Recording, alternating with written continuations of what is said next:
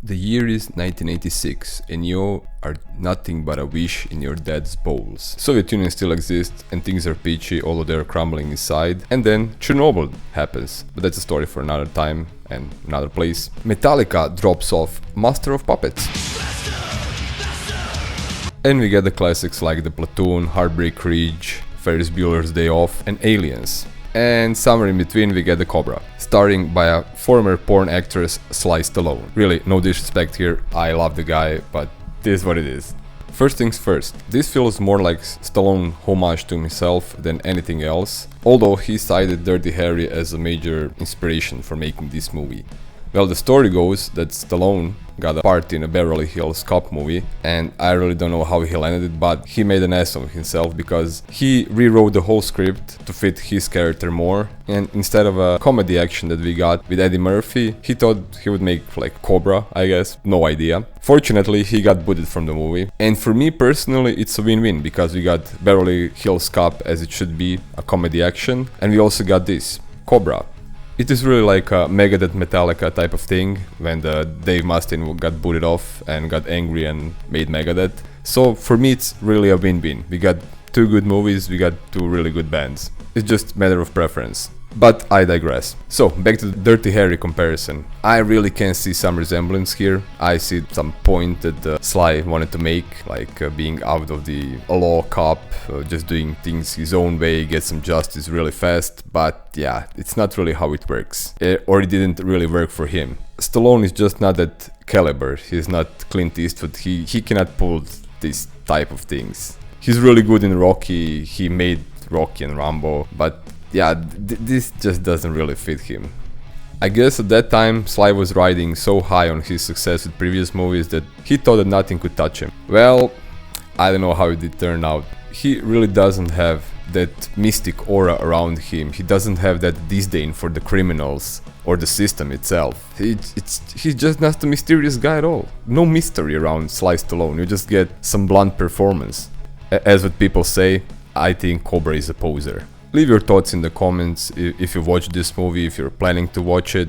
Do you think they should maybe do a remake because they're remaking everything now in the Hollywood? Is Stallone an ass? Please, let me know, we can fight about it. We start off with the crazed maniac that goes to general store and shoots up a bunch of groceries. I guess he hates produced food, organic for the win. He takes some hostages, shoots one and cops get around. They don't know how to handle the situation and that's when they call Cobretti or Cobra for short, even though they are not thrilled about it. I don't agree with them bringing you in here. He's from the Zombie Squad after all. It's a strange name, it's not really explained, it will be later on, but it's shit. Cobra handles the situation, but not in a regular cop way. Shoots first, never asks questions. Everyone is pissed at Cobra, but he gets the job done. We get some crazy scenes with scissors and frozen pizza. Also, who keeps the gun cleaning equipment in the fridge? No goddamn clue. As Cobra hits his pizza and dwells about whatever, people are being slaughtered all over the city. Regular cops can't do shit about it and they get Cobra on the case. In meantime, blonde chick is riding her jeep and sees strange, ugly guy in the middle of the road trying to stop her. This is the moment when we are introduced to our potential victim and a witness, Ingrid, played by Brigitte Nielsen. We are also introduced to the main villain and his cringy named Night Stalker, played by Brian Thompson, and his sidekick Stalk, who's more important later in the movie. I guess Night Stalker formed a cult under the name New World, or maybe it's not a name but a moniker for a moment, I have no fucking clue. Never really explained, it's just there. Night Stalker and Stalk figure out that their potential victim Ingrid could be a problem as she can identify them and they set out to murder her. We get a semi-fun action scene in garage with David Rush of Sledgehammer fame, if somebody remembers. He's playing photographer but also wants to get in bed with Ingrid. I think he gets killed or something because he's never in the movie again. Night Stalker and his cult try to get Ingrid but she outlasts them until cops arrive and put her in the hospital. We get to a second attempt on her life in hospital and also find out that Stalk is actually a cop who supplies Night Stalker and cult with information. It's a shocker, it's never expected. Night Stalker also dyes his hair black, kills the janitor and takes his suit and glasses so no one could recognize him. Total and utter bullshit, but whatever, we carry on.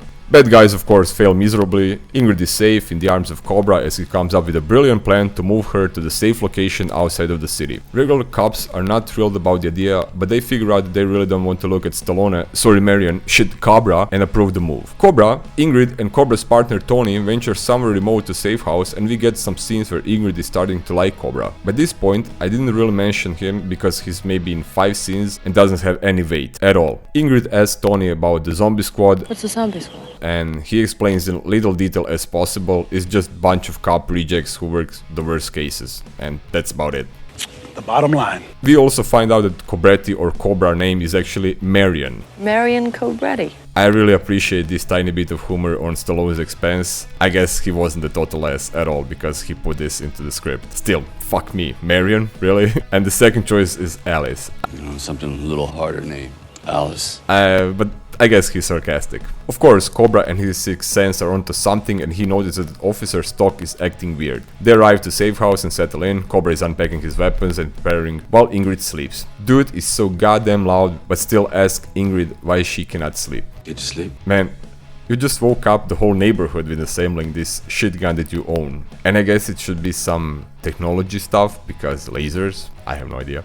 Ingrid is not bothered and kisses Cobra. That's about the whole romance we get from this movie. Although, at that time, Bridget Nielsen was Stallone's wife, so yeah. Morning comes, Stock is missing and bad guys start to pour in. There's some shooting and it's bad. As soon as Stallone shoots, everyone is dead. Guy doesn't miss a beat, or maybe he's just too cheap to spend some bullets. No clue. Cobra's partner Tony gets shot, but it's really nothing terrible, it's just a leg shot. Cobra tries to find him, but there's no time. He's got to run with Ingrid, so we have no clue what happens to Tony. Is he dead? Is he alive? Does anybody care about him?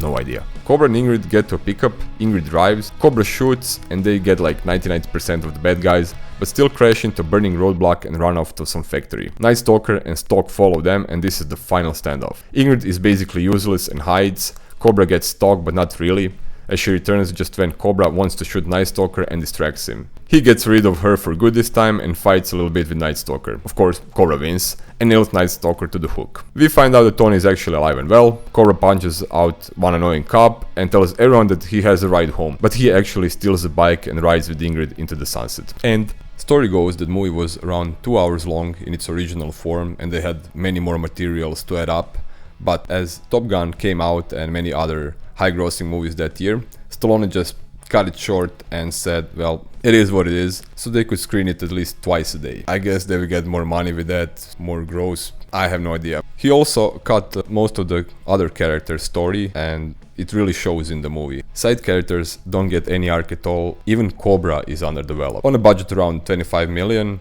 the movie grossed around 160 million, which is great, but I don't think it's for the movie itself, it's more because of the Sly Stallone name. Because you see, Sly was like a big name already in those years. He had Rambo 1 and 2, he also had Rocky from 1 to 4, and he was kinda a staple already.